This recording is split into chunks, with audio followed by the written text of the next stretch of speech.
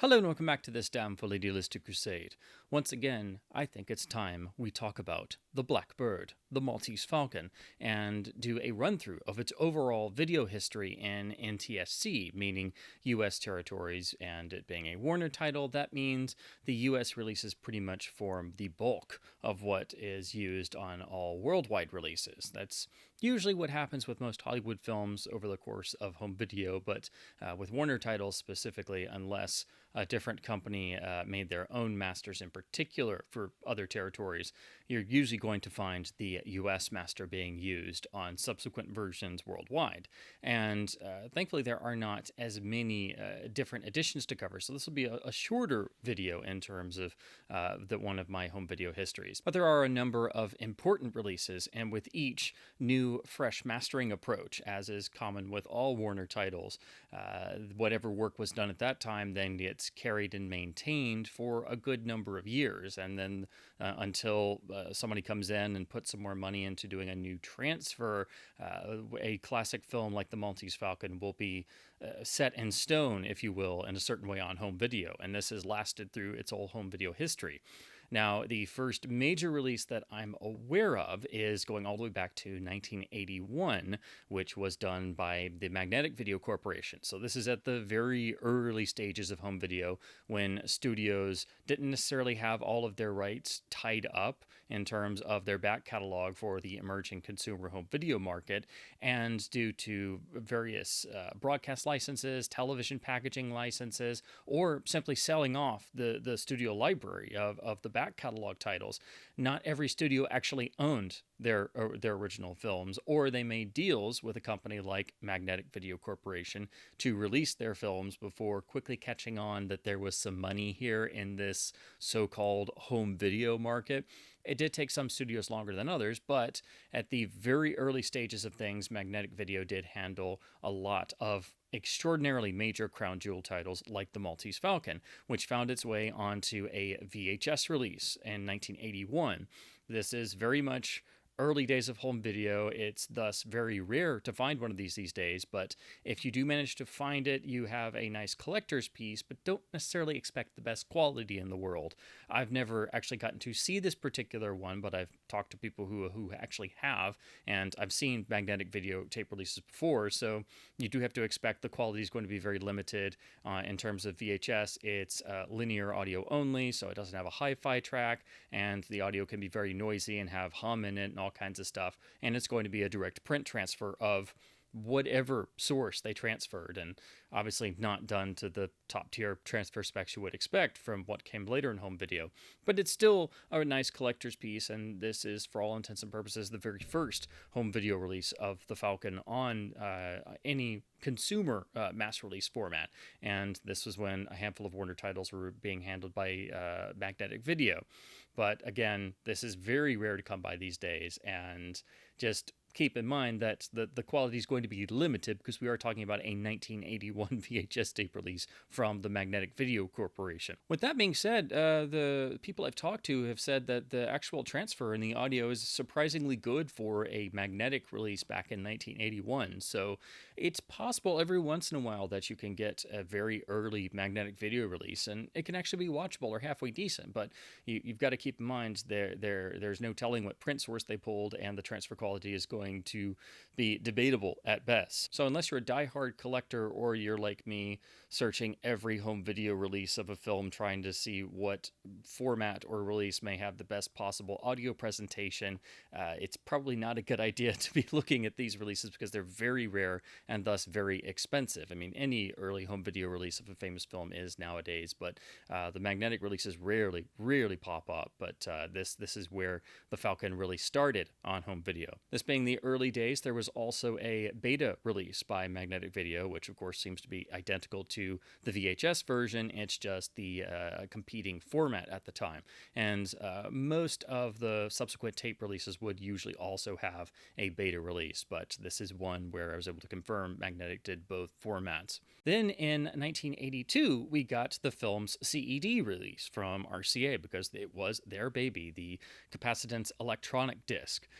This has pretty nice art and the traditional sort of custom CED style, so it does have that going for it. But of course, CED is the most notoriously finicky home video format that has ever existed and requires much patience to not only collect but actually have a working player, and was a very short-lived format. But a good number of classic titles, including the Maltese Falcon, did get a release on the format, and I can only presume it's going to be the same source that was used for the very next release that came out the next year, which of course is what turned up on the initial CBS Fox VHS and Beta and Laserdisc releases. Now, all of these have the same cover artwork with this lovely painting of Bogart's face on the black background. It's very stark, but there's a particular sort of classic feel to this artwork, I think. But this is what became the real primary version, and again, I can only presume it's the same source as what the CED used, because apparently the Laserdisc was supposed to come out in 82. If you look at the mint marks of the disc, it's literally scratched out, and it came out in 83 instead. But this is what became the new standard version, and this was technically the first official studio release, because a lot of Warner titles, due to how the library had been moved around, were done under CBS Fox along with MGM titles. This is before even the Turner acquisitions happened. So this is how Warner titles first started getting grouped with MGM, and then why eventually, you had MGM releasing Warner films for a long time, and of course you had the Turner deal as well, mixing that up. But this is why all of a sudden Warner titles and MGM titles were all under the same umbrella. So the CBS Fox releases on Laserdisc, VHS, and Beta are pretty much the same. It's going to be technologically better than what we saw in terms of the transfer done on the initial magnetic video releases. It's likely the same source that was probably transferred for the CED. I've just never actually seen the CED because I've never gotten into that format. But this is going to be your first truly solid release that you can pick up, whichever format you prefer. A lot of the early CBS Fox releases are still pretty solid if you look at them today. The only issue with them is, for longer films, they did frequently employ time compression to squeeze films down onto single discs, or to not have to use as much tape stock, essentially.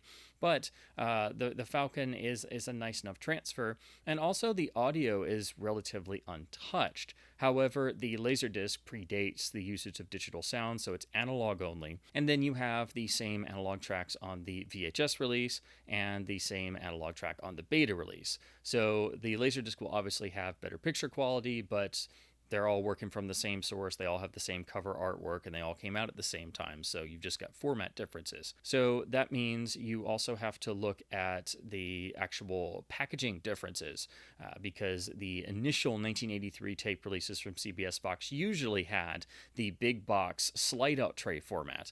These are now the very rare and highly collectible versions of early CBS Fox releases, because they were only printed for a short time, but it's still the same master being used. It's just that you have the very first pressing of the actual box that is significantly larger and has the actual slide-out tray. And most of these are even rarer now, because most of these were being sold to video rental stores and not consumers.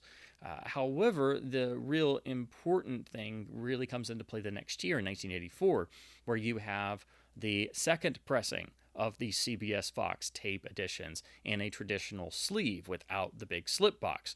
It has the exact same artwork. It looks pretty much identical, except the important factor of the 1984 CBS Fox tape reissues, particularly for VHS, is that if you look on the back, you'll notice, and also on the tape label, that these tapes now have HiFi audio on them, which is a significant improvement in terms of consumer video audio presentations, especially on VHS tape.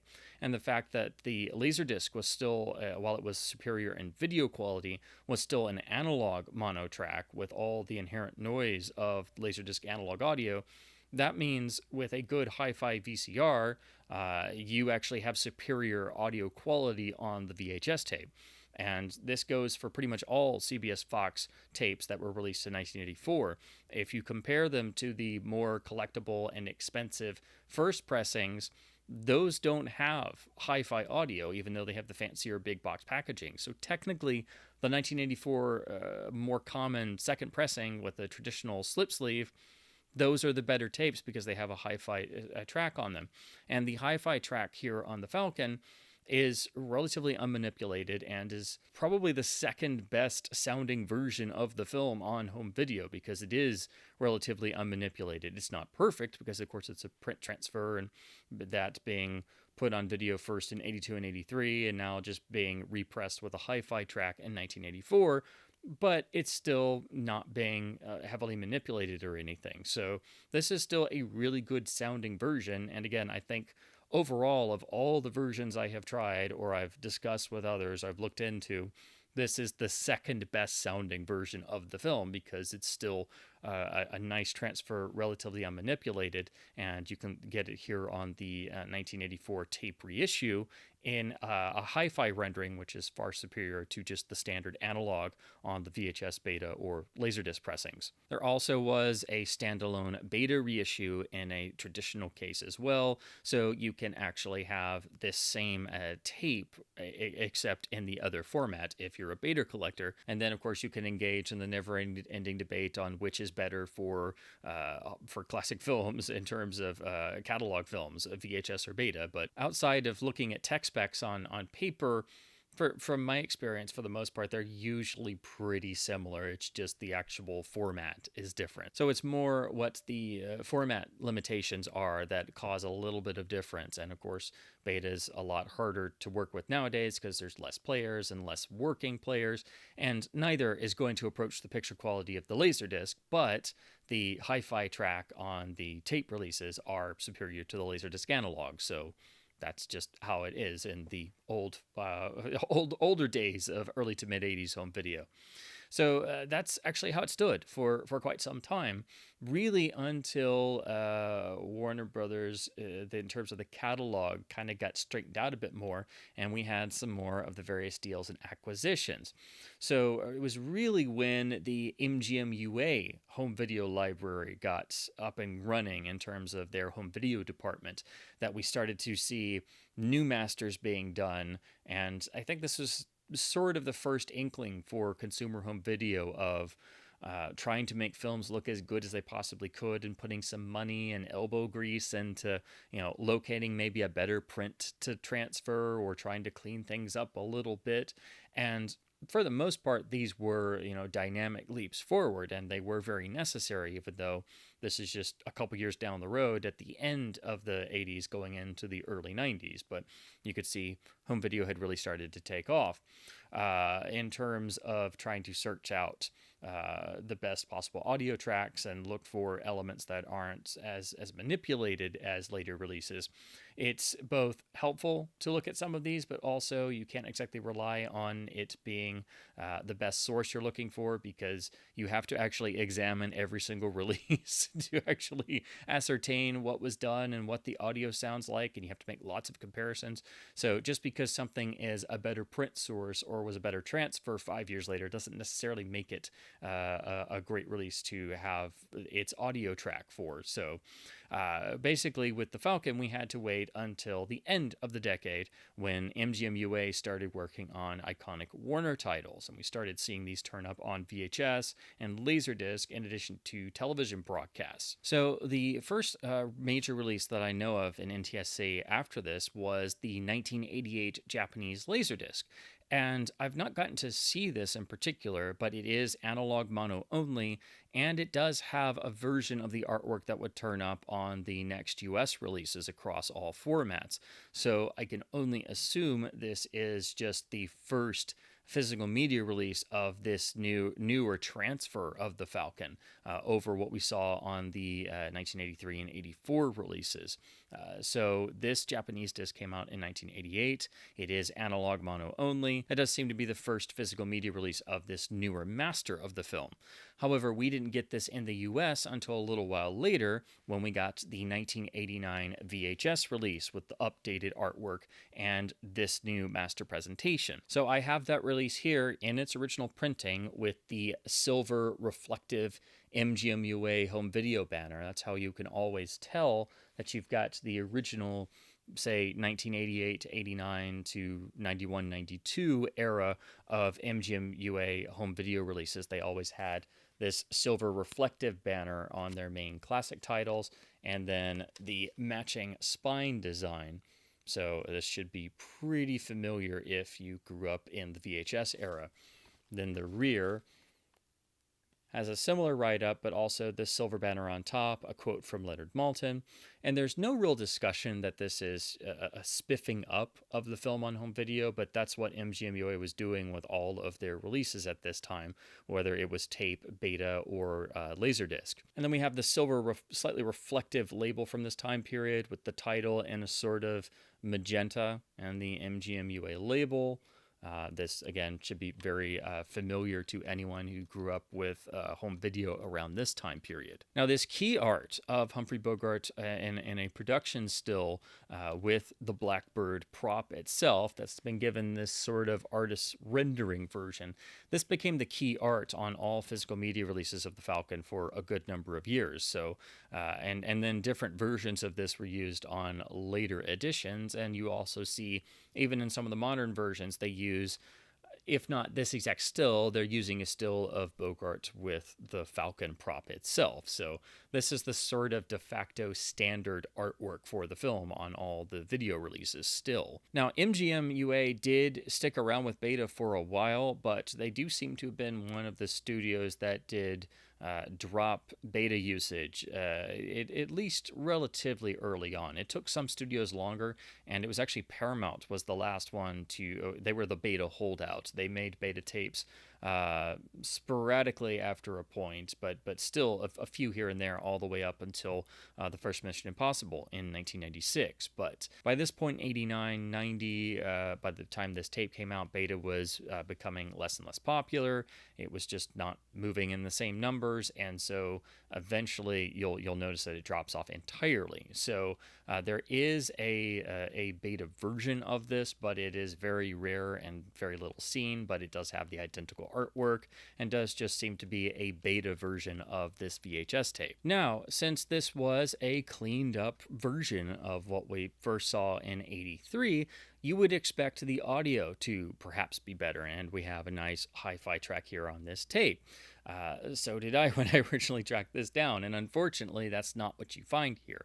While this is a better technical presentation in terms of picture and the tape manufacturing than the earlier tape releases, and you can find one of these in much better condition for cheaper, the audio seems to have been subjected to or at least some sort of work to maybe the idea was to clean it up some or try to tone down some of the inherent hiss of whatever source they were working from. But when you watch this version, the audio is quite muffled, and it does seem like an attempt in a sort of heavier handed way to try and clean up the audio when the options you had back then in the late 80s were much less subtle than what you have today in the digital realm. So this is something that you will find if you start trying to search out the best audio track of a film. It doesn't necessarily have to be the most cleaned up version or an audio track that's from a later, better transfer or something.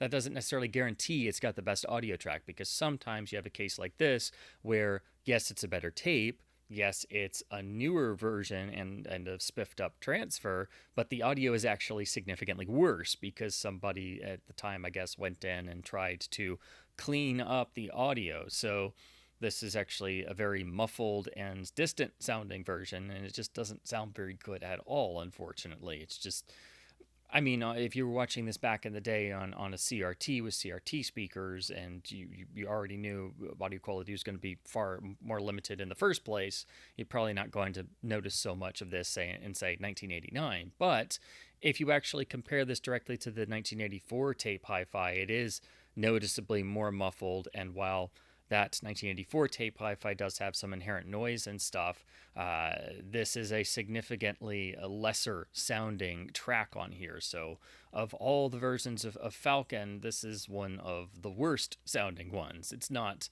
the absolute worst sounding one, which I'll get to in just a second. But this is just one of those times where somebody tried to clean stuff up and basically went overboard in all kinds of not so good ways. So you may be wondering, what about the Laserdisc version? Well, the LD did get an update with the same cover artwork, but as you can see, it looks much nicer on an LD jacket.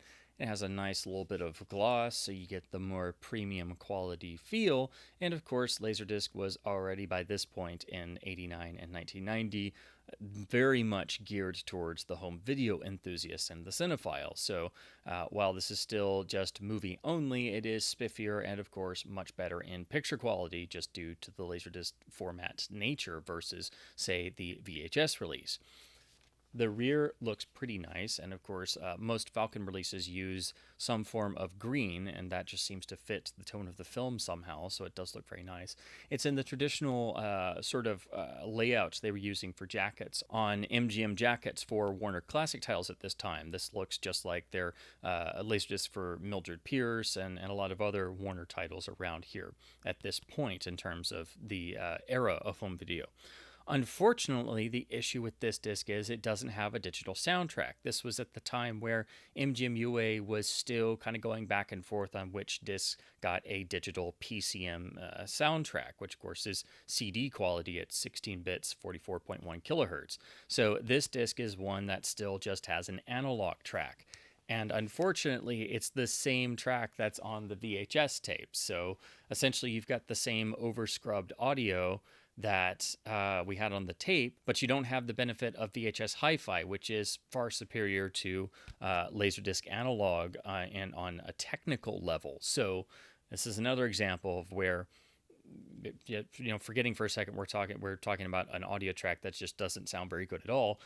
This is another home video example of, yes, the Laserdisc is technically superior in picture and it's the superior format, but this pressing being analog audio means the audio is actually inferior to the VHS Hi-Fi. So that's your trade-off there. But we're still talking about the same spiffed up newer transfer with the same overscrubbed audio, so it really doesn't matter in terms of audio, but that's just how it breaks down technically. But this is still a nice display piece to have, as are all Laserdisc jackets, and I had always wanted to actually see this transfer on LD and look at the audio before I had gotten the chance to check the '89 tape.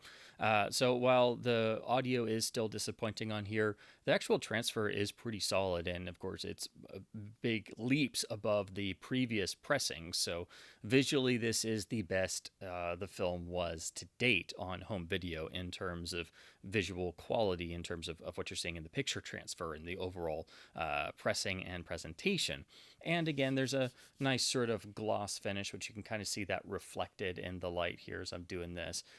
Not all LDs had this, so this was something that I guess they did on certain titles, which I've seen on a few others when they were big name crown jewel titles like the Maltese Falcon. So it's not a special edition, but at least they expanded the artwork and it looks nice and has a little bit of a glossy sheen and is a nice display piece. And then just because I have it here is the classic MGM UA Laserdisc labels with the gray and red lines that you'll come to know and love if you watch a lot of MGM UA LDs. So this actual master artwork, everything in regards to this 1989 and 1990 refresh of the Maltese Falcon on home video is what lasted or carried over into the subsequent versions. So in 1991, we got a slight updating for the VHS release where we had the same cover artwork, but the silver banner on top was removed and replaced with the banner in glorious black and white. This is what you see on most MGM UA home video releases on tape at this point, and by this point they just did away with the silver sort of reflective foil top. Everything else seems to be the same, but we also did transition into the more standard black, white, and gray MGM UA home video labels for the VHS tapes. But the actual tape, the master, and even the overall key artwork and design is identical. So if you ever look at any of these first and second different pressings, that's really what they are. They're just two different pressings with tweaked artwork to fit the newer MGM style of artwork, and then also the new MGM labels, so that way they match with the other MGM UA releases. But otherwise, it's exactly the same as the 1989 tape release. However, we then moved to 1992, and we have something that is a unique outlier. And the fact that I even have this here and I'm holding it in my hands and have to cover this makes me violently ill. That is, of course, the abomination, the monstrosity, which is the 1992 VHS release of the colorized version of the Maltese Falcon. This is a thing that actually exists.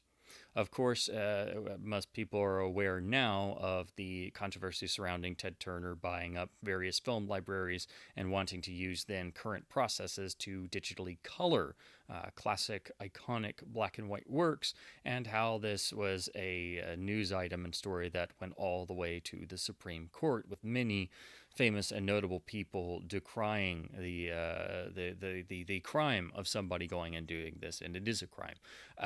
Thankfully, this was this was something that didn't go further. But what most people don't realize is there are some films that did get the colorization process applied to them, and there are some that then were broadcast on television on Turner stations for the most part. And then there were some that actually saw a physical media release.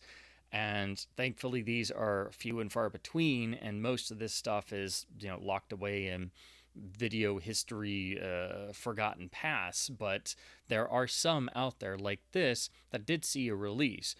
Some did get a colorized Laserdisc, but most of them were VHS tapes like what we have here.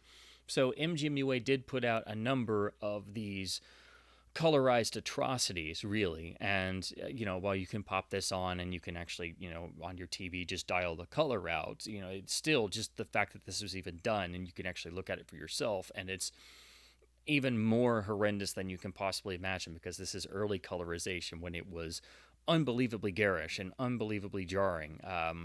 The only reason I have this, I bought it in a store sale for $0.25, just to have on hand as something to stare at and give me inspiration for why I do what I do. So this is my little display piece I have to hate, if you will. And so I have this as a unique part of home video history, and the thing I have in my space that I absolutely detest and loathe with every fiber of my being, and I can barely have this to look at. I have to try and just keep it locked away somewhere, and then if I need that inspiration to do more video research or film preservation research, I just open the locked box, and there is sitting this monstrosity, and just one look at this thing and knowing it exists, just that gives me refuels my gas tank real fast. Let's put it that way. But this is a part of the Falcon's home video history, unfortunately, and it is unique in that this is the only release of this colorized monstrosity. So as you can see, this is the exact same artwork in terms of the layout, and we've removed the silver banner. So this is like what you'd see on the 1991 reissue, but we have this unique colorized banner on top. And this is why they came up with that inglorious black and white banner, to distinguish the black and white actual film from the monstrosities, which were also being sold. And thankfully, there was enough of a pushback that this was very short-lived. But for a while, this was a thing, and this is how these colorized monstrosities were hitting the market. The other thing that they had to do because of the Supreme Court case, as you can see here, literally printed on the front of the jacket, is the disclaimer. So they actually put this on the front cover, but I think it's kind of fitting and hysterical that they just literally put a block of text on the front cover saying, this is a monstrosity that everyone is against, but just because we can and we're throwing money at this process that's stupid, here you go. So that's literally printed on the front cover. So if you're not paying attention, you're just like, oh, Maltese Falcon tape. But, you've got the colorized banner on top, and you've got that plastered on the corner. But this is now also, like the other colorized tapes, it is a bit of a collector's piece because it's such a curiosity, and this is the only official way to see these horrendous desecrations of astonishing works of art. So I would never recommend anyone seek these out unless you're like me and you're an obsessive, and or if you stumble across one of these because they are on the rarer side and you don't see them pop up, you can have a piece of one of the worst episodes in film preservation and film archiving and the history of home video. So it is important for that, and to hope that that never happens again. Although unfortunately, colorization of black and white films is still a thing that's with us, and that should not exist. And there are unfortunately other aspects of film preservation and physical media that honestly are just like colorization in terms of audio remixes and now all the revisionism you can imbue a film with, even now in the realm of HDR grading. So yes, colorization is horrible, but the ability to apply modern revisionism to a film in a technical sense still exists. It's just in different forms and just not always as obvious as a horrible, garish, colorized film. The other thing about this tape that's a little bit different is actually given away on the side here, because if you look, it says enhanced for stereo. On the rear, we have pretty much the same write-up as the standard tapes before it. We have the little bit about it being colorized, and on the label, we have the traditional MGM style label, but if you look, it says on the label that this is the colorized version of original work, but that it's been enhanced for stereo. And essentially what they did on a lot of these tapes was do a early form of stereoizing. So this is actually an audio remix, but it's an early form of audio remixing. So essentially what it seems like they did was they took the 1989 audio, which was already super muffled and sounded like crud, and tried to turn it into fake stereo. So you can still collapse it to mono, but it's been processed a little bit further, and now it's been stereoized. So essentially, this sounds even worse than the 1989 track and the 1990 LD. So yeah, this is basically a version of the film that's been desecrated in picture, and then the audio from the previous version that didn't sound so good has been messed around with further and given a fake stereo treatment. So this is just horrible all around. This is an atrocity in terms of archival preservation and home video, period. But it does remain a curiosity and part of the film's home video history, as unfortunate as this monstrous tape is. This is the only, thank God, the only release of this colorized atrocity. Thankfully, the colorized tape kind of came and went, and that 1991 repressing of the black and white version was the version that remained in print. And that lasted all the way up until there was another refresh in the VHS lines, where MGM started their Vintage Classics line to match their Contemporary Classics series.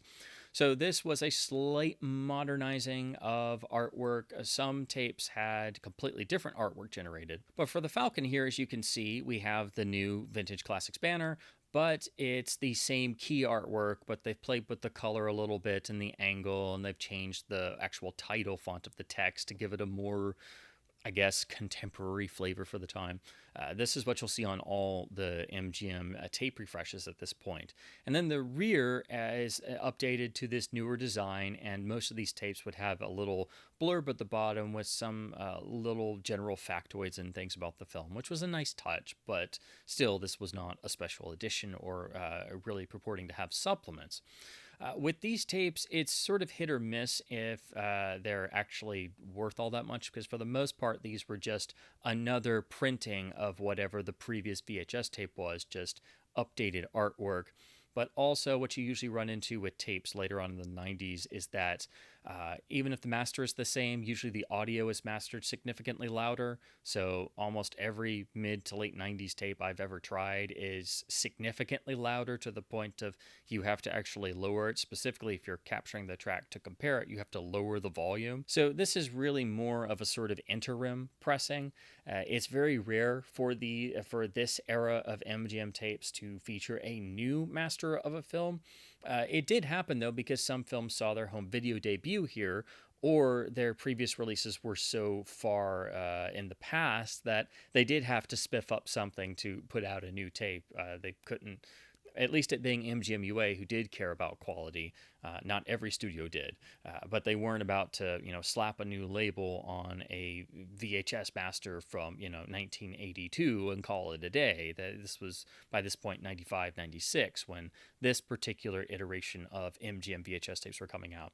So this is basically just a slight refresh of the Maltese Falcon, but is seemingly based on the same 1991 tape master, which is actually the 1989 tape master, just obviously with new bumpers and intros and the new artwork and louder audio. I'm still going to track down one of these and check it just to make sure, but in my experience, that's what the Vintage Classics line means for films that had previous releases from the classic era of the studio system. However, it is possible it might be the first iteration of the next sort of cleanup attempt, which finally turned up on the 2000 DVD, which I'll get to in just a second. But from what I've experienced with previous MGM tapes from the mid-90s, I think this is the sort of last tape iteration of the old master dating back to 1989. Now, you may be wondering what was happening on the Laserdisc front, and there were actually plans to do a reissue of the Maltese Falcon with a new mastering and digital audio, along with other iconic Humphrey Bogart titles, most of which were stuck in older editions. Only Casablanca had gotten a special edition and full CAV treatment with supplements, and also had a Criterion Collection release. So MGM did plan to do a Humphrey Bogart box set for the bigger name titles. They had done a Bogart collection of some of his important films, but the ones that were on the less discussed side. The most famous film in that set would be High Sierra, but they had never done a special edition of the Maltese Falcon or any of the Bogart and Bacall films, and that's what they were going to do, but that planned release was canceled because the Laserdisc format was already winding down. That canceled MGM Laserdisc box set was supposed to be a best of Bogart collection and was supposed to include new pressings and a new release for the Maltese Falcon, a new repressing of Casablanca, probably the same CLV anniversary edition repackaged from 1992. Then it was also supposed to include a copy of The Big Sleep in a new pressing, and a copy of The Treasure of the Sierra Madre, which really needed an upgrade because it just had, like the Falcon, it had an old Laserdisc with an analog track and older VHS tape releases. However, this never came to pass, and finally in 1998, a Japanese box set came out entitled the Bogart Film Noir Collection, except it had different titles. This included a new Laserdisc pressing of the Maltese Falcon, paired with The Big Sleep and Key Largo, so it was a triple pack release, and all three films were given digital soundtracks, which is a first for Falcon on the Laserdisc format. This never saw a release here, but it's probably what would have come out here. I guess for whatever reason, maybe due to elements not being available or something. The first films Warner completed were The Maltese Falcon, The Big Sleep, and Key Largo.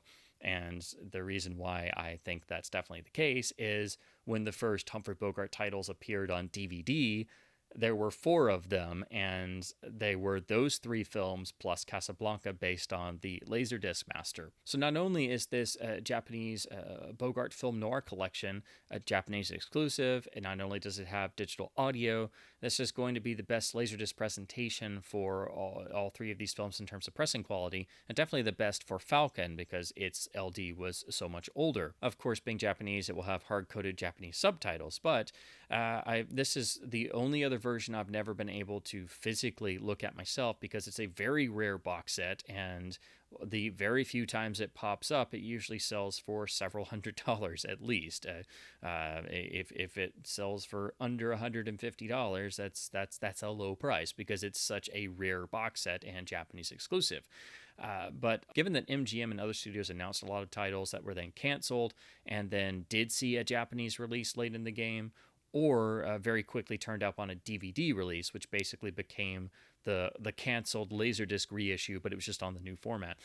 That happened many times across different studios. So it seems very, very clear that this is probably the debut on physical media of these newer masters, and thus this is the first time the newer master of the Maltese Falcon probably turned up on home video. I've just not been able to physically see this, but it is a newer presentation with a digital soundtrack that no previous Laserdisc had. So this will, I think, be a very important release to look at if I can ever manage to do so, because of how important the DVD's audio track is, which I'll get to in the next section.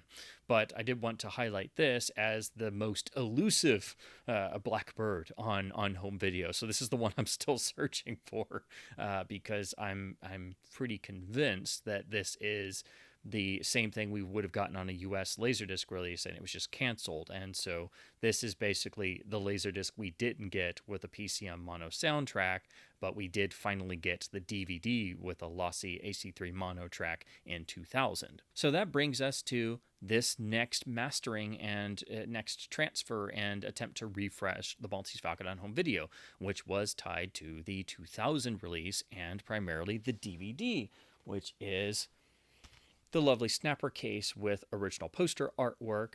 And this became the de facto standard artwork because the DVD was the only primary version, and the VHS tape that was based off of this master sold as the Warner Brothers Special Edition VHS tape banner is what you had available in 1999, 2000, 2001, and became the standard versions up until the film was refreshed again in 2006.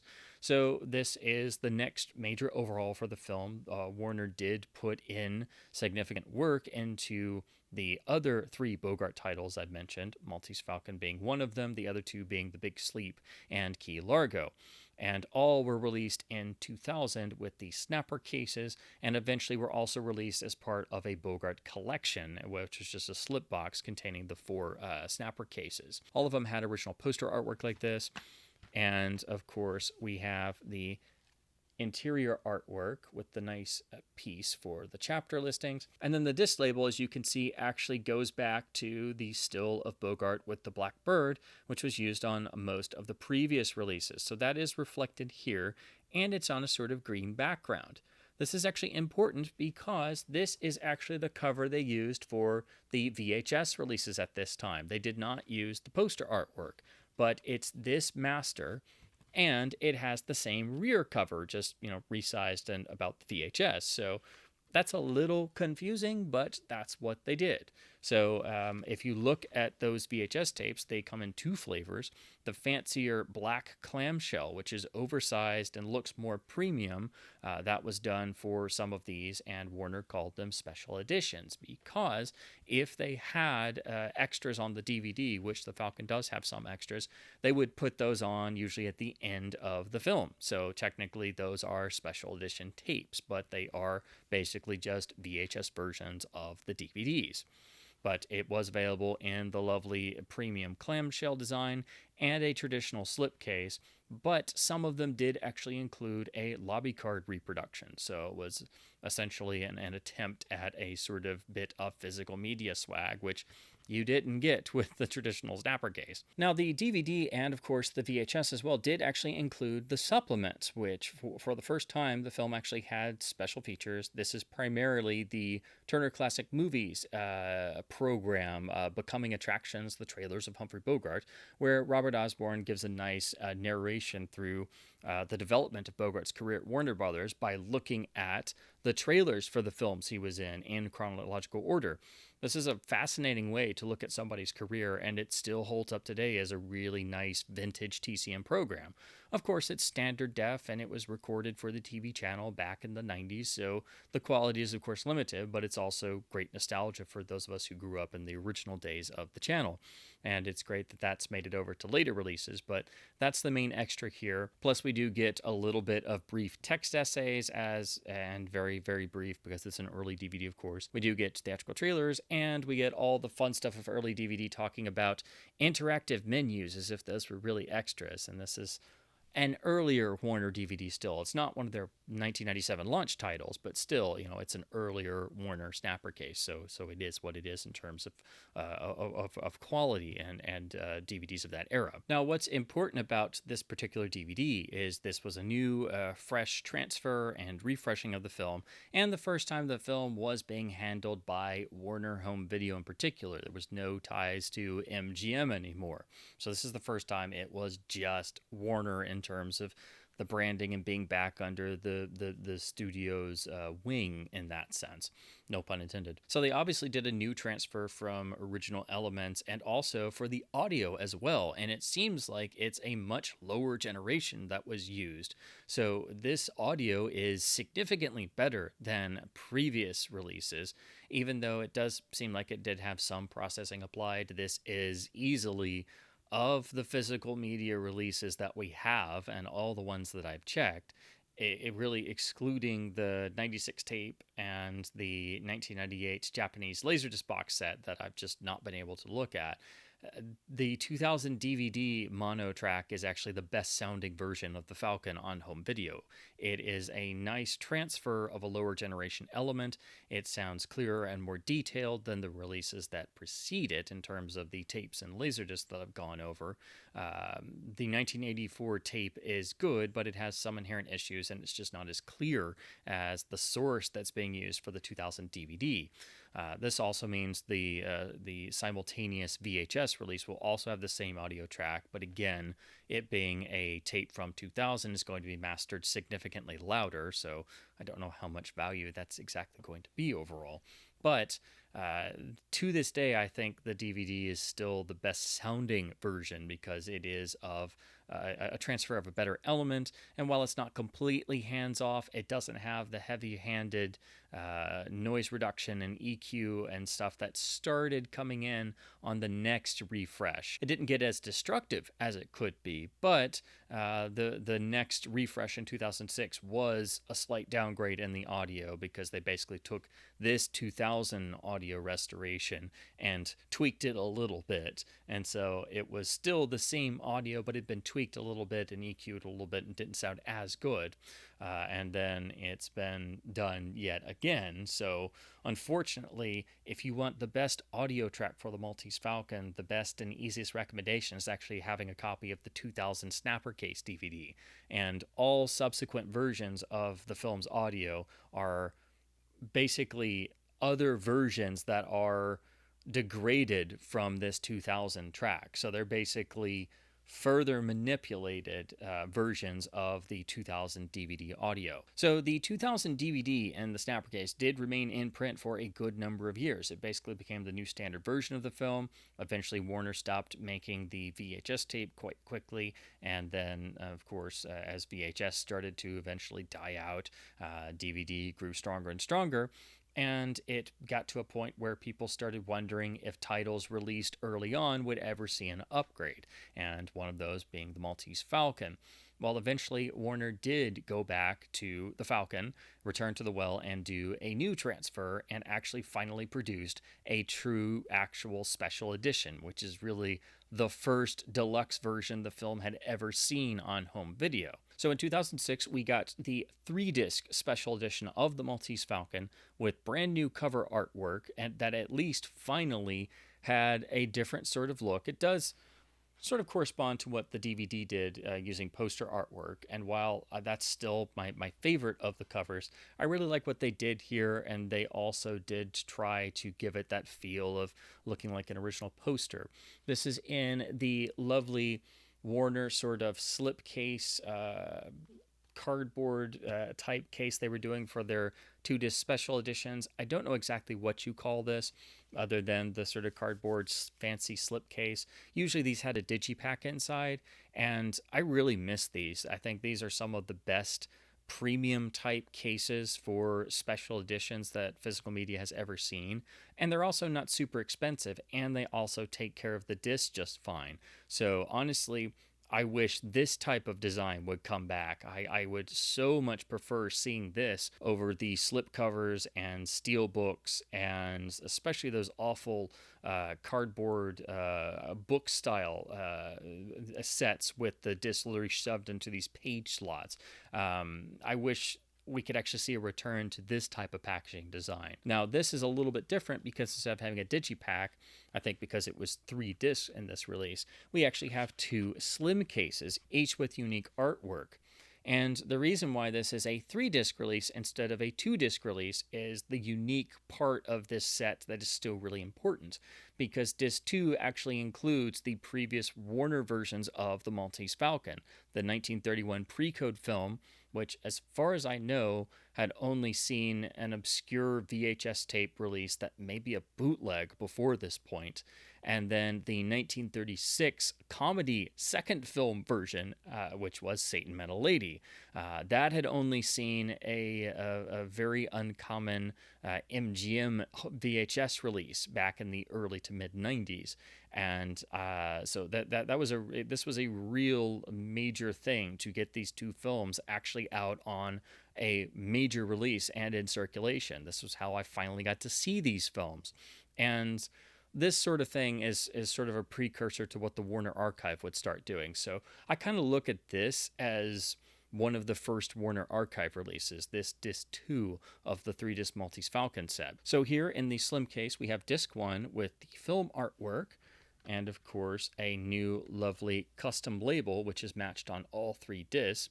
Interestingly, this is a reversible piece of artwork, and as you can see, it's actually got the artwork for the second case under it. So I don't know if that was a misprint or they just couldn't think of anything to put there, but I guess if you ever accidentally needed another copy of the disc 2 case, well, you've got it here as the reversible side. Then the rear also has this nice matching artwork design, and we have the special features here on disc 1. This carries over the TCM Vintage program and the trailers, but we have additional elements because this does have the Warner Night at the Movies program, where you have Leonard Maltin come out and they run a number of trailers, short subjects, documentaries, news reels, and cartoons that would have played in and around 1941 to give you the experience of what it was like to see all of the pre-show feature material and short subjects before seeing the Maltese Falcon. It's one of the best extras ever devised for home video, and I'm glad they get replicated on later Warner reissues. But I wish Warner was still doing this in the modern age for the big name classic titles, and doing these in HD as well, because all this stuff is standard def. But it's one of the most genius ideas ever in home video and supplements. We also have trailers for the Maltese Falcon and Sergeant York, of course, but then we also had a brand new audio commentary recorded by Bogart biographer Eric Lax. He co-wrote the definitive Bogart biography with A.M. Sperber, and so he was a perfect choice to make a really nice commentary that's still a great listen and has been ported over to the subsequent Blu-ray and UHD. But it was a really nice touch for the Falcon to finally get a commentary track. So this is very much, again, a full special edition treatment. Then here on the second slim case, we have discs 2 and 3 with the custom artwork. Again, a really nice effect. They didn't have to make custom new artwork for the original 2 films, but they did it and put it inside of the bird's silhouette, which is a lovely touch. Then we have the custom labels for disc 2 and 3, which match and are also unique labels, so you can tell them apart. And then the rear. And what's great about this is the 2 bonus films are on disc 2, and they're older masters, obviously, but they're sharing a nice dual layer disc. So there's no worries about compression or bitrate space, because the feature film has the commentary and a few little extras. The 2 other films are on disc 2, and then disc 3 has the bulk of the other supplements. We have the documentary created for this release, One Magnificent Bird, which is quite lengthy, a lot lengthier than your typical Warner DVD making of or analysis extra. We also have the TCM documentary piece about Bogart's trailers, That is actually here on disc 3 to preserve bitrate space on disc 1. So again, all the major things have been put on disc 3 to make the actual feature disc a better presentation. Then we also have more trailers, but also the 3 radio adaptations from the 1940s that were the first 2 starring most of the original cast, and then the third one, rather interestingly, where Sam Spade is played by Eddie G. Robinson. These are all great listens and really essential to include, so it was great to get those here. Fascinatingly, they were able to locate a very short amount of original makeup tests where it's basically a slate board and then Mary Astor in character having makeup tests shot. This is similar to the making of footage they found for Casablanca and tucked away on the special edition DVD. Here it's very, very short, but it's just priceless footage. It's of course silent, but it was amazing they found this and included it here.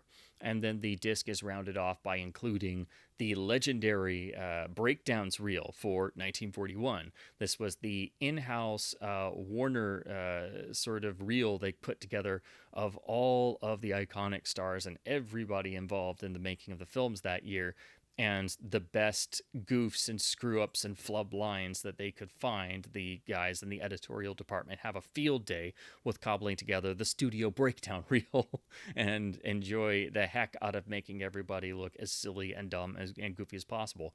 And these are absolutely priceless, but they weren't something you'd really see until somebody at Warner started including these on some DVD releases. So here you get the priceless one for 1941, because of course that's when the Maltese Falcon was released. Here, of course, is the spine. It's a tiny bit thicker, but not really all that much. The main difference here is you just have the 2 slim cases instead of the digipack. It's roughly the same size as their other releases in this type of case design. Then the rear has nice new custom artwork and lists all the supplements across the 3 discs. So you can see it advertises a new digital transfer for the actual film from Restored Elements. That's the credit that gives away this is new work that's been put in. This also means that they did take the audio from the 2000 DVD and it is tweaked a little bit. It has a little bit of noise reduction and the EQ is a little bit different, but it's still basically the same audio track. It just now doesn't sound quite as good and it's just a little bit manipulated now. But it's to the point of where you would have to compare the tracks side by side. You'd have to put on the 2006 DVD and the 2000 DVD at the same time and go back and forth to really notice there is a difference. But it's still, thus it's a lesser audio experience than the 2000 DVD because they basically just took that audio and tweaked it a little bit. They didn't need to do that, but at least they didn't ruin it or go overboard. But that is a change. So the audio is lesser, even though the picture is substantially better than the 2000 disc. But also another little note, if you look here on disc 2 and 3, you see that it claims to include the trailers for the previous 2 film adaptations. Well, that's not entirely true. Satan Metal Lady has its trailer, but the trailer for the original 1931 pre-code Maltese Falcon is not on the disc, and I don't think it really survives. So that's a little typo, but that's important because that's been carried over to the subsequent releases because they just copied the text from this, and so that little printing error has actually made it over onto later releases. Now, one more note about the 2006 release, it did see different repackagings, usually of just the first movie disc by itself. So if you're not careful, you can actually buy different versions of what seem to be the same cover artwork, but are usually just 1 or sometimes even 2 of the disc, but not all 3 from the full special edition set. So you have to make sure you are purchasing the original 3-disc edition from 2006. The other issue is that this is a 2006 Warner DVD, which means it falls in the dreaded period of Warner DVD disc rot. Now, I have covered this in some extensive videos on my channel, and I have compiled a list of different affected titles that I had and I've heard other people had. But if you have any Warner Brothers disc that's a DVD from the years roughly 2005, 2006 to about 2009 or so, there was a run of bad discs from certain manufacturing plants, and they seemed to affect a lot of the classic film box sets. And the Maltese Falcon 3-disc set was included in the refresh Bogart box sets, which were done as the Bogart signature volumes. There were 2 volumes, and apparently the copies of this disc that were in the signature volume set seem to have come from that bad plant. Most standalone copies of affected titles that were in box sets are usually okay, and this is a standalone copy. I purchased this the day it was released at Target in 2006, and now I feel old because I was a teenager who didn't have enough money to buy the whole box set, and now I'm glad I didn't, because I've gotten those films individually and on other releases, and I don't have a rotted 2006 copy of the Maltese Falcon. But if you have this disc, you should check it regardless, because it is possible it can be affected by disc rot, and the only way you know it's rotted is you have to actually play the discs or check the supplements, because the rot itself manifests in different ways. It can kill the whole disc, it can make a movie freeze up at a certain point and then not play further, it can kill the extras, it can kill the movie but not the extras, so it can pop up in a number of ways. But unfortunately, certain copies of the 2006 Maltese Falcon set are actually affected by disc rot, so do check your copies. But again, it does seem to be tied to the versions that were packaged in the Bogart signature collection sets. The 2006 audio, for a more technical discussion of what it did, essentially they changed the EQ a little bit. The highs are a little bit more prominent in the track, so it some ways it sounds maybe a tad more strident is probably the best way to describe it, but essentially they did tweak the audio signal a bit, and it was just unnecessary. So that's how the Maltese Falcon stood on home video, and all we saw otherwise were various repackagings of the movie disc itself, and with slightly updated and tweaked cover artwork, or other editions where they just had maybe discs 1 and 3, but basically they were just different various repackagings of the 2006 DVDs, or multi-film collections with just disc 1, as in, say, some of the various Bogart sets, or the TCM classic film sets that you would see. But some of those would revert to the 2000 DVD. So Warner repackaged films so many times, they would just take various older DVDs and just put them in a new set or a case with different artwork. But for the most part, you just saw different repackagings of the 2006 discs. So in 2010, we finally saw Bogart titles getting the HD treatment on Blu-ray, and so the Maltese Falcon premiered. Before this point, it was really just Casablanca that was an early release, but at this point in 2010, we finally saw the Maltese Falcon and the Treasure of the Sierra Madre, for example. Now, both of these discs were basically HD upgrades of the previous special edition DVDs. So this 2010 disc of the Falcon is basically an HD upgrade of the 2006 set, and it does port over the same legacy extras, except they stupidly dropped the original film version. So this has all of the 2006 supplements and is based on the 2006 restoration work, but it does remove the 1931 and 1936 films. So unfortunately, from this point onward, those films are exclusive to the 2006 DVD set, and if you want to see those films or have them in your collection, you have to have the 3-disc special edition, or there's no other option, really. Now, unfortunately, this artwork is quite generic. It looks okay, I guess, but just the color choice of red, the putting Spade and the Falcon silhouette, it just reeks of being very low effort and is just not very appealing. All you really had to do was put the poster artwork on here. This is very much a Warner catalog Blu-ray that is very no frills. The only reason it has a lot of extras is because they're ported from the 2006 DVD, and again, this does remove the 2 previous feature films, so it's not the true full special edition it was in 2006. So basically what you're getting here is the upgrade to 1080p HD, so it's of course technically superior to the DVD, and it's also got the mono audio as lossless DTS HDMA.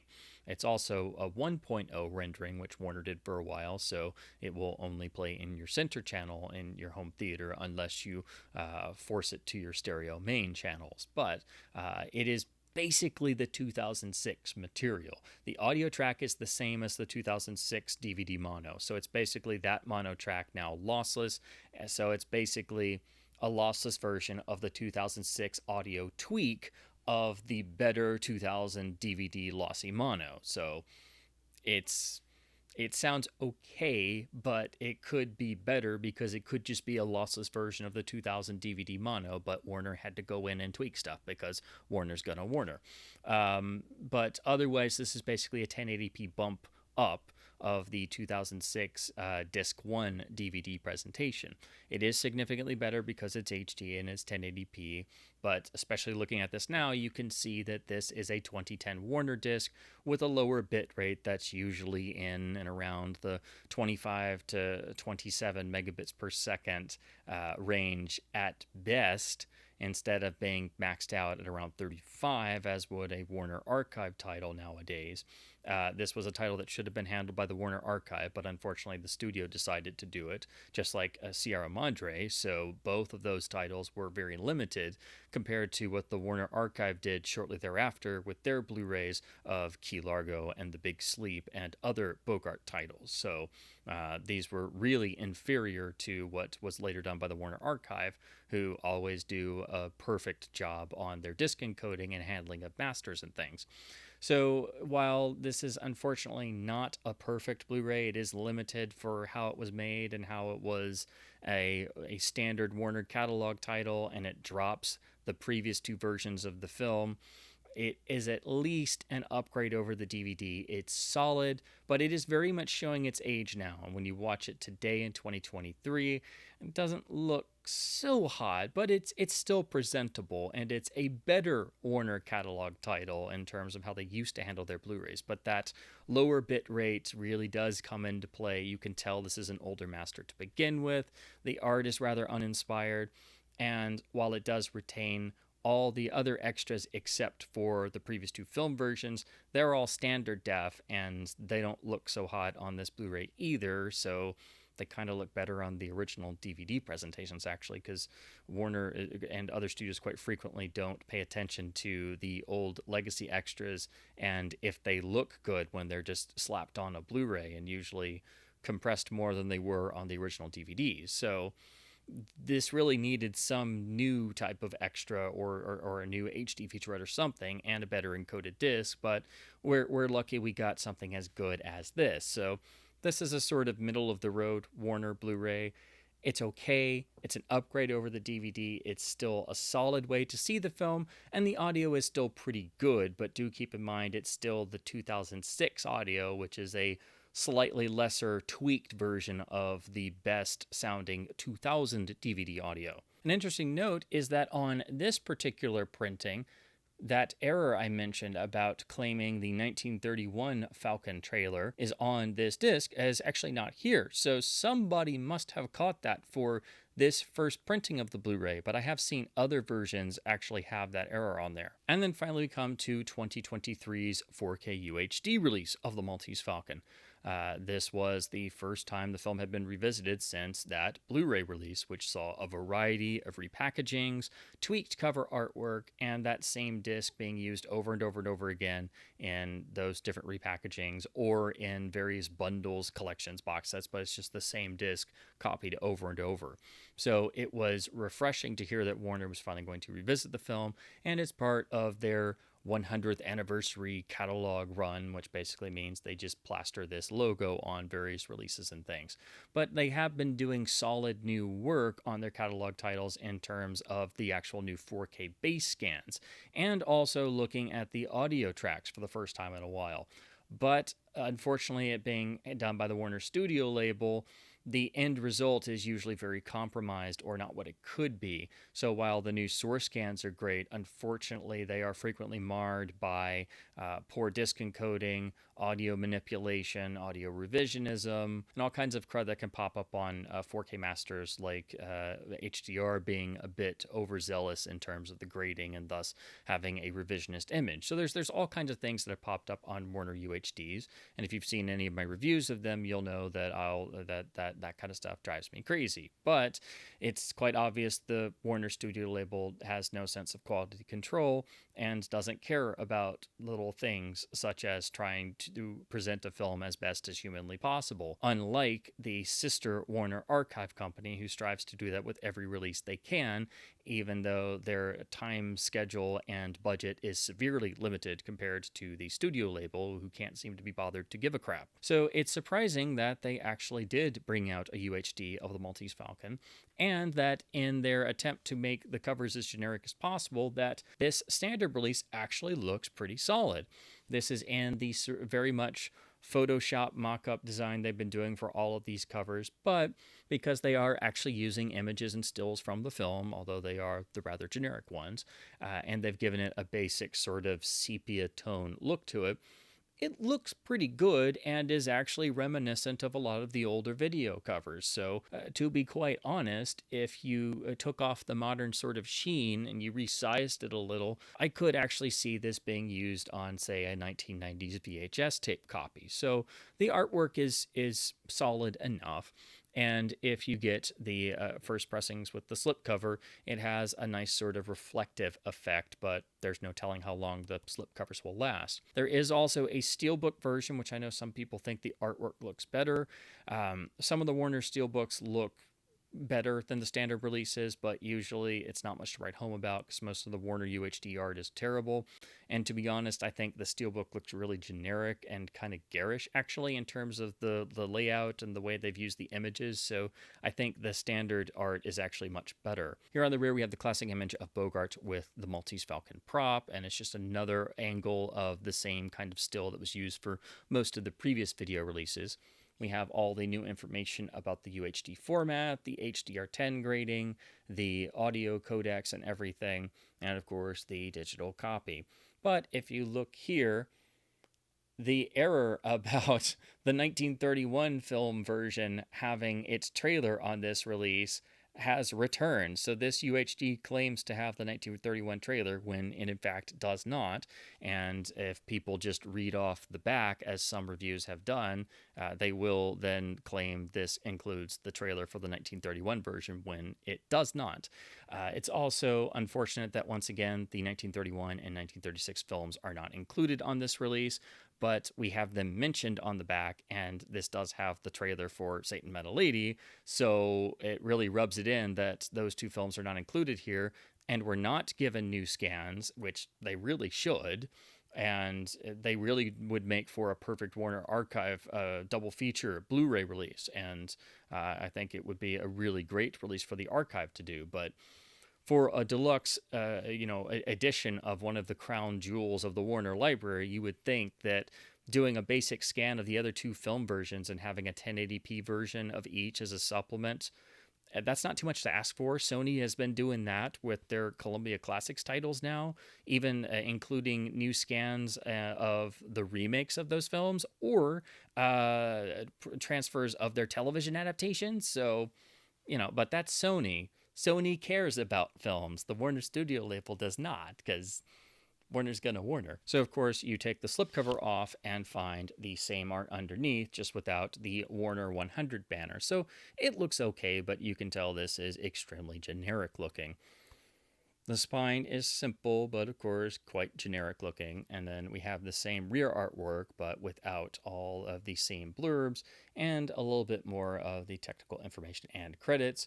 Once again, with the error claiming that this includes the trailer for the 1931 Maltese Falcon adaptation, which it does not. Inside, you have the two discs, the new UHD disc, and the Blu-ray, which is just another copy of the previous Blu-ray, but with a generic label on it now.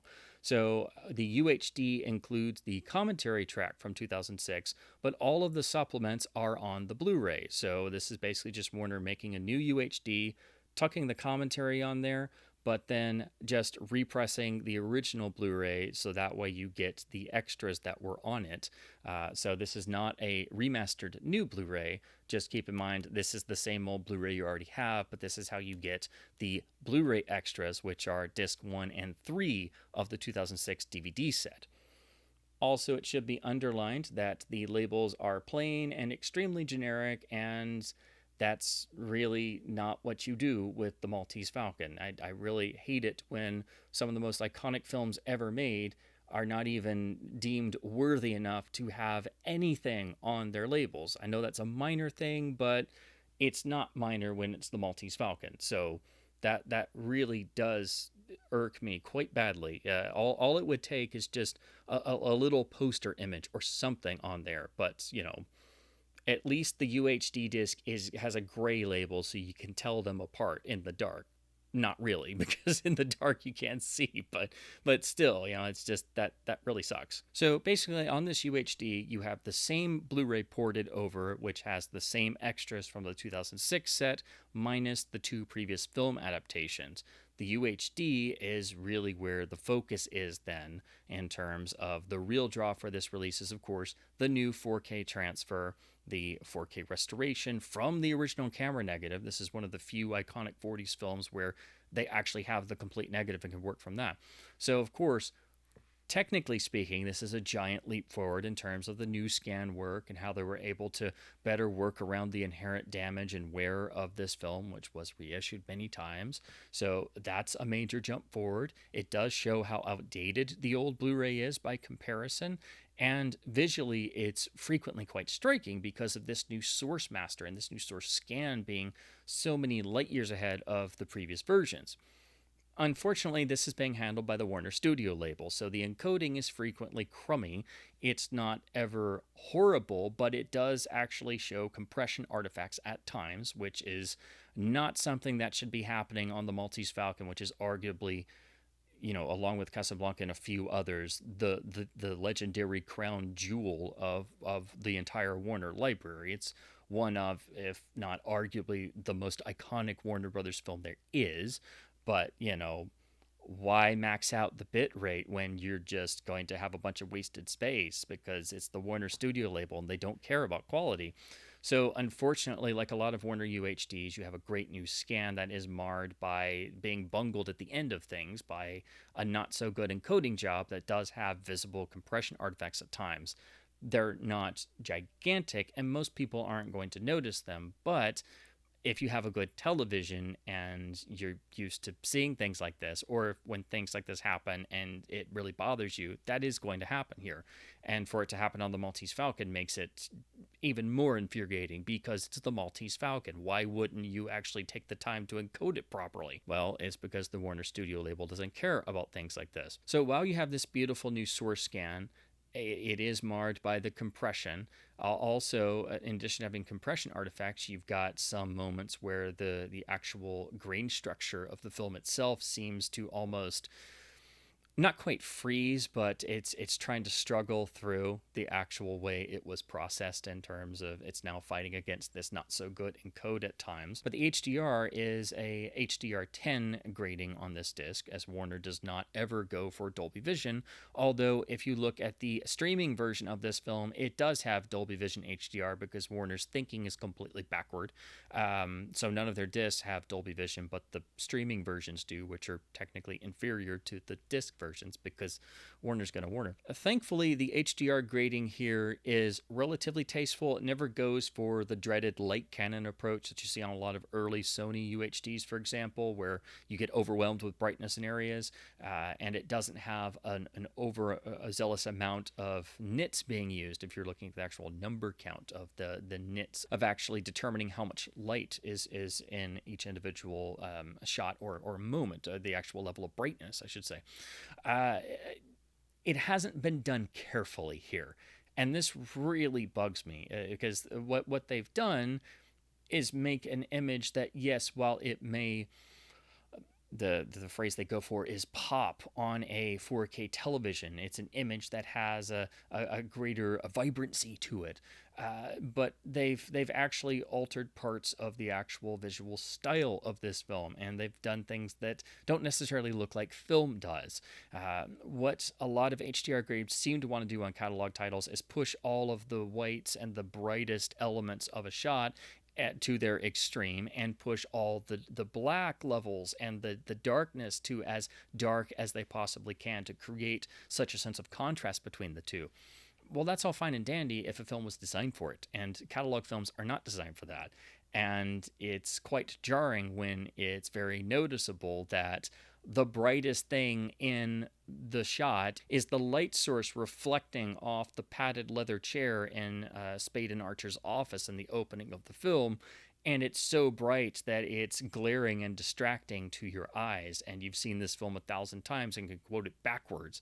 And you've seen this projected from film prints. And you've seen every version of this film that's ever existed. To suddenly start noticing things like that, or the neon signs in the background of the fake cityscape out of the office window, or some of the neon signs and lights and street lamps in some of the street scenes are too vibrant and too much. And people's shirt collars, because they're all wearing suits and they have white collars, they're very vibrant. There's a striped chair in Miss Wonderly's apartment. It's a striped chair that's like white and gray stripes, and those white stripes are just sticking out at you. It also makes the glowing fireplace, the light that it casts over faces and things, that jumps out more. And so, while you can get into discussions of, oh, well, you can see so much more visual texture because it's a 4K master and they're scanning the original negative and they restored it and they did all this stuff. Yes, they did. That's true. You can see more detail than ever before. But I have a real issue with the HDR grading. I don't think it was carefully done. I think it's quite garish in places. No, it's not a light Canon grade, but you have to be extraordinarily careful when you're grading a catalog film, and particularly black and white films, and especially most of all vintage black and white films shot on nitrate that were very specifically visually crafted to create a certain effect. And the Maltese Falcon is a chief example of this. It's one of the most meticulously visually designed films there ever has been. The collaboration between John Hewson and Arthur Edison is very reminiscent of Orson Welles and Greg Toland on Citizen Kane. There's a lot of similarities between the Falcon and Kane, and they were made in the same year. It wasn't something that anybody really planned to do, but they are joined at the hip visually in a lot of ways, right down to the fact that both films in 1941 broke a sort of taboo by having visible ceilings displayed throughout and using a lot of low camera angles, because both films use the cinematic medium to further convey the story they're telling. So that's why I have a major problem with the HDR grading of this, because you can go and look at other black and white classic films and even other films in the film noir canon that have UHD releases and HDR grades, and they don't have this problem because they were more carefully done. A good example is the UHD of Double Indemnity, which has a Dolby Vision grade on the Criterion release, and they are not working from the original negative there. They're working from lesser sources because the original negative no longer exists for Double Indemnity. But if you look at that, that was carefully graded. There are no pop-out elements. There are no elements that are too bright, and there isn't so much of the shadow detail being crushed out. So if you just look at those two UHDs back to back, you can tell the Falcon is coming from original negative and looks so much sharper and everything. But you can also tell the HDR is a problem, and it really is a problem here. So much so that for real Falcon diehards, and if you're like me and HDR and catalog titles really bothers you when it's not done carefully, it's good that you have the Blu-ray on hand in this set, because the Blu-ray, of course, does not suffer from the HDR grading issues because it predates HDR.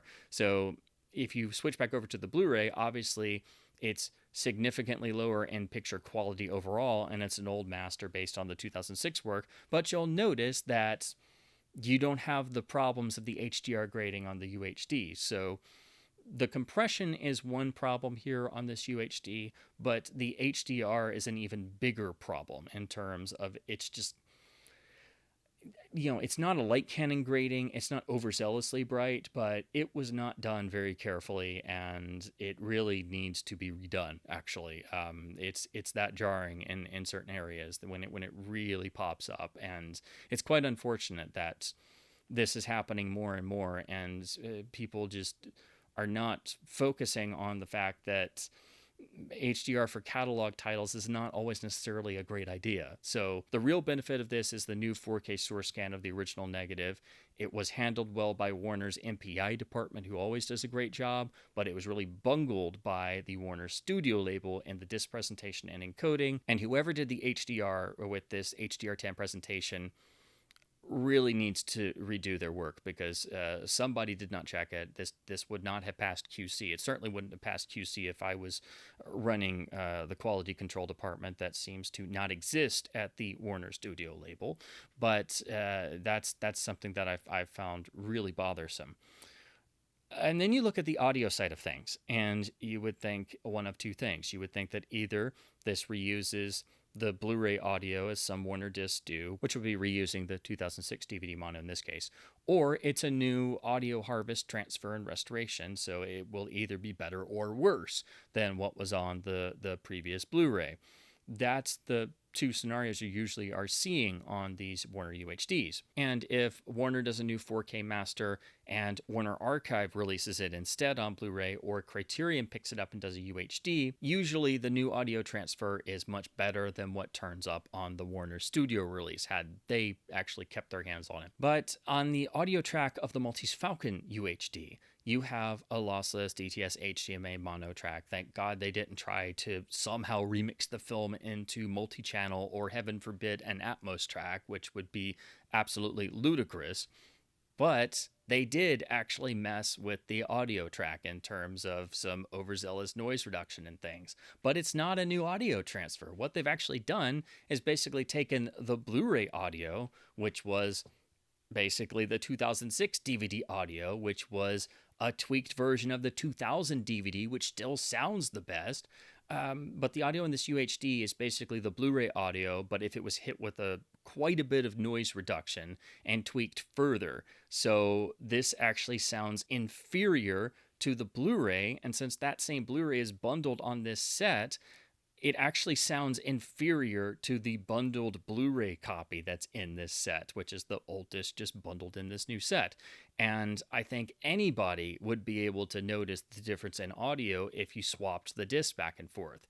And when you see this UHD reviewed everywhere, it's got nothing but praise for the audio, and some people even saying it sounds clearer than the Blu-ray. And when I read stuff like that, I can't believe what I'm reading. So unfortunately, while I have problems with the picture, I can understand people not seeing the compression artifacts or not having an issue with the HDR, especially if they're not looking at it on a higher end TV or something, or if they don't really notice things like that. I can understand people not being videophiles as much. However, the audio is noticeably inferior, and with the noise reduction that's been applied, the audio is harsher across the board. The music cues are harsher, and particularly in the bigger, louder passages. And this is a film entirely about dialogue and conversations, and the fact that now the dialogue is thinner and harsher because it's been hit with so much noise reduction. And this is basically a noise-reduced, tweaked version of the Blu-ray audio, which was a slightly tweaked version of the 2006 DVD audio, which was a slightly tweaked version of the 2000 DVD audio, which is the best sounding version of the original mono that we have. And now all these versions later have been just continually making it worse. That just boggles the mind. So I have major problems with the picture of the UHD, but I think the audio is crud because it sounds inferior to the same Blu-ray that's bundled in the package, because it's a lesser sounding version of the Blu-ray mono. And all of these modern versions sound inferior to the old 2000 snapper case DVD that they're basing their audio on. So again, if you want the best audio source of the Maltese Falcon, that's an easy, affordable copy to get. It's certainly not the UHD. It's the old snapper case DVD from the year 2000, because they basically keep taking this track and pissing on it over and over and over again for no reason.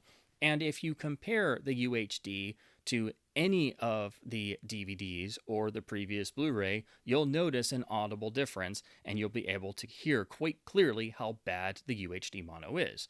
So, unfortunately, I think the one real benefit of the UHD is that it's a new 4K source scan, and it's beautiful to look at when you don't have to worry about the tomfoolery going on, but the audio is really quite poor in terms of it's just degrading the audio that's now been tweaked and degraded several times, except now it's gone way further than it has before. If I was ranking the audio mixes on the physical media releases, the UHD mono track would be, towards the very bottom. It would be right there with the 1989, 1990 releases that had that really muffled sounding track, and the fake stereo version on the 1992 colorized tape. It's right down there with the very initial 1981 tape releases that are really noisy because they're 1981 tape releases, and the least sounding versions on tape that were really muffled. Because they just took a perfectly fine audio track. And this is now the third time it's been messed with and made to sound worse, except now it's significantly worse than the previous two versions of the 2000 DVD audio. So go figure there. But that was really, really infuriating. So unfortunately, that is where we stand with the Maltese Falcon now. Yes, the UHD is still nice to look at in the 4K realm, but it's got a lot of problems, and in particular, it has really defective audio due to how it was handled improperly. So while it's great that we have the film in the 4K realm and we have a UHD that is affordable and now out there, it really needs to be redone. There's not an aspect of it that I'm entirely happy with, and it's been cranked out as part of Warner's catalog reissues with no real effort put in, poor encoding, generic artwork, and of course no new supplements and no inclusion of the previous two film versions that are still locked away to the 2006 DVD set. So unfortunately, what all of this means is if you're a fan of the Maltese Falcon and it's one of your favorite films, as it is mine, you do have to have a variety of different releases to have all of the supplements, the previous film versions, and the best picture and sound quality. So at the very least, you do have to have the UHD release, which includes the Blu-ray as well. You have to have the 2006 3-disc DVD set for the previous two film versions, and for the best overall audio presentation, you have to have the 2000 Snapper Case DVD release. And should you wish to go further down the rabbit hole, you can pick up the 1984 VHS tape with its lovely HiFi track, and of course you can look at some of the other versions, and maybe, like I would like to someday, you'd be able to find the 1998 Japanese exclusive Laserdisc box set. But that is how the quest for the Blackbird stands on the physical media side of things in 2023. So as always, I hope my babblings about classic films, my forever undying love of the landmark, timeless tale of the Maltese Falcon, and physical media releases has been at least somewhat fun and informative. Please do check out some of the past releases if you are interested, or if you want to seek out some of the best quality versions of the film, particularly its audio track, and also really check out the 2006 DVD set for the fascinating previous 1931 and 1936 film versions of the Maltese Falcon, which should be included in all modern releases, but due to Warner's stupidity and corner cutting, have been removed ever since. So as always, please keep supporting both studio and boutique labels by buying films on disc to help keep both physical media and film culture alive. And as always, thank you ever so much for watching. The UHD a bum steer, Mr. Crusader? Yeah, a bum steer from the Warner studio label.